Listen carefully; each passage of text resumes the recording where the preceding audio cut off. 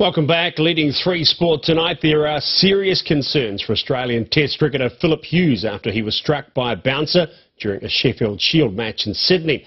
Moments after being hit, he then collapsed face first. Now, a warning, the images are disturbing. Australia correspondent Tom McRae joins us now live from Sydney with the latest. Tom.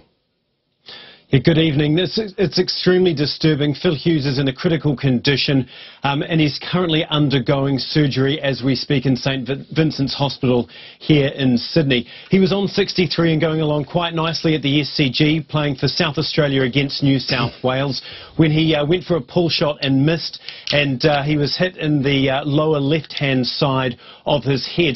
Now, the vision that you're going to see here wasn't actually broadcast, but it was being live streamed, hence why it's a little bit ropey, but you see him reeling away and then holding himself up before he falls flat on his face, seemingly unconscious. Obviously the players rush in to help him and medics are on hand very quickly. He was given mouth-to-mouth resuscitation, and it's believed that he also stopped breathing out in the middle of the SCG. He was then flown to St Vincent's Hospital, where, as I said, he's in a critical condition. Teammates rushed to his side, including Michael Clarke.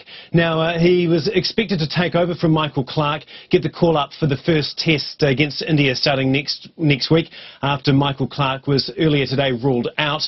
But that looks extremely unlikely now with the events that are still unfolding.